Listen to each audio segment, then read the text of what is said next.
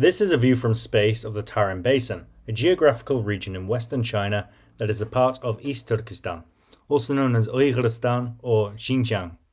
Here, there is a vast desert with no life in sight that stretches for miles. It is undoubtedly the least populated region of China. Yet before the Chinese and before the Turks, there lived an ancient civilization in this desolate land. Their remains have been found in the desert.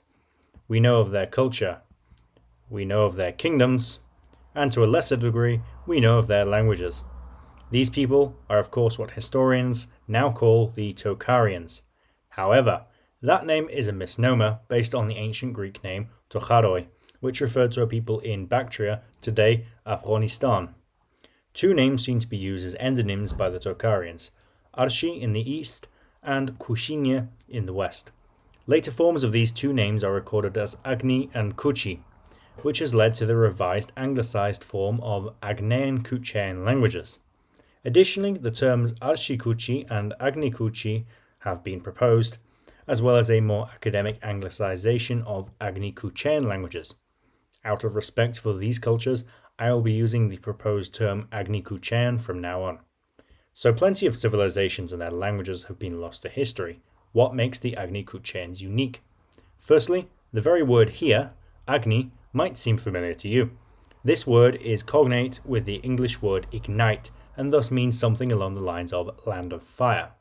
This is because these languages were Indo-European. But again, there are Indo-European languages in neighboring Afghanistan and India, so what makes agni-kucheans so unique?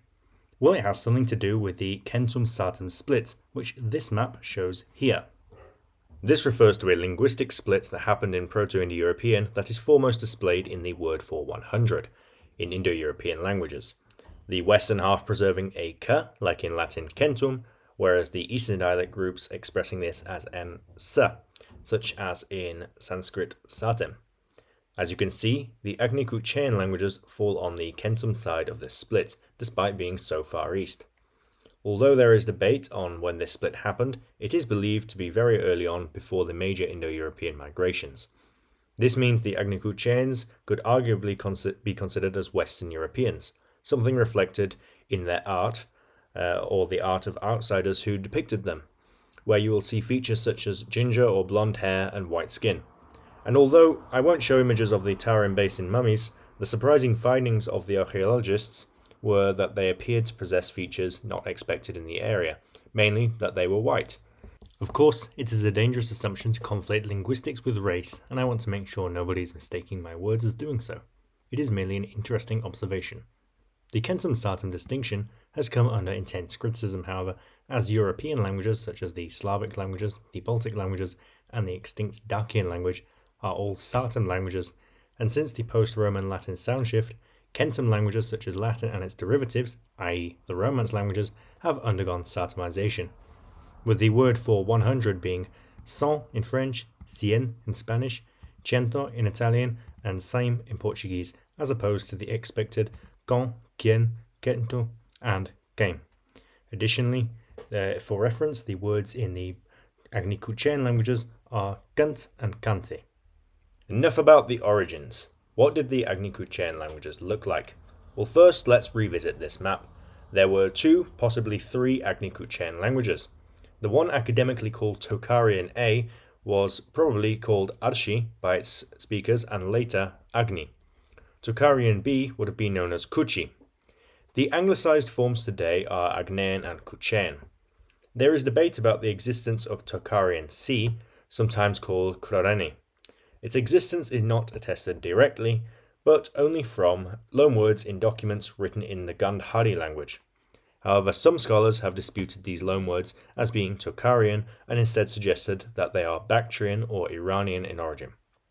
Similarly, it is believed that ethnic agni-kucheans may have inhabited the west of the basin too, but no written documents survived to attest their language or languages.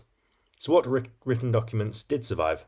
Well, only the Agnean and Kuchean languages are definitively attested, written in the Tocharian script, which is a close derivative of the Indian Brahmi script.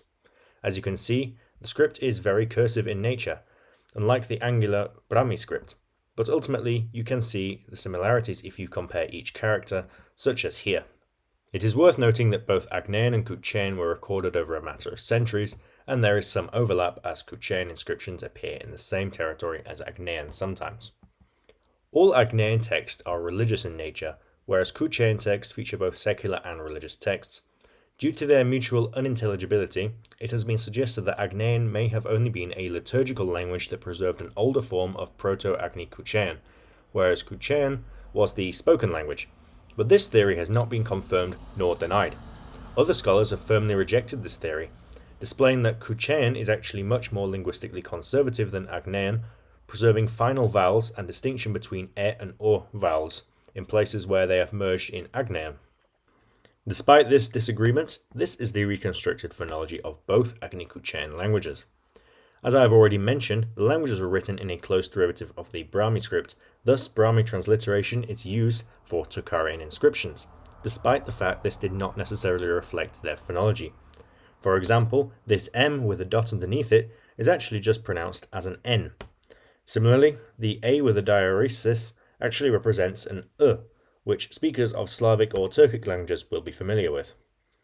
Now, you know I don't like talking about grammar too much, but it's worth noting that both Agnian and Kuchean languages used a different system of cases, shown here.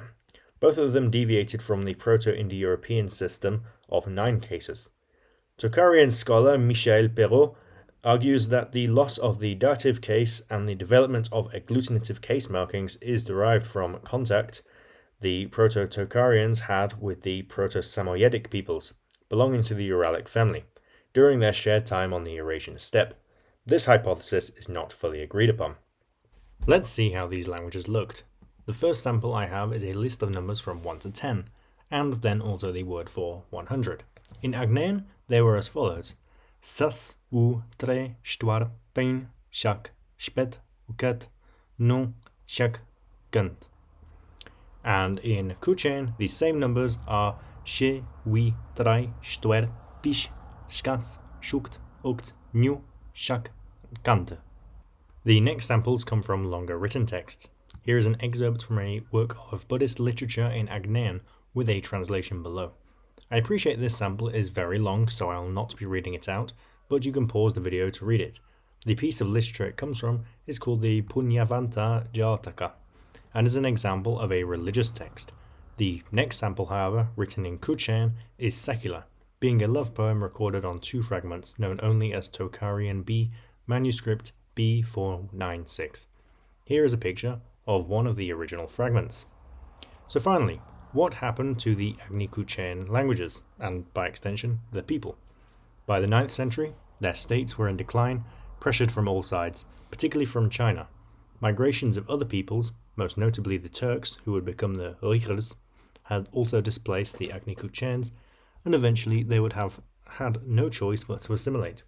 It is ironic, yet sad, that these now same Turks are facing the same fate from modern China. Nonetheless, some scholars have said that agni-kuchean languages influenced early Turkic languages, particularly Uyghur, and thus they have left their legacy one way or another. Thank you all for watching. I know this has been an anticipated topic, so I hope you've all enjoyed this video. Please be so kind as to like and subscribe if you want to see more videos like this in the future. As for now, however, thank you all once again, and I will see you in the next video. Yalla bye.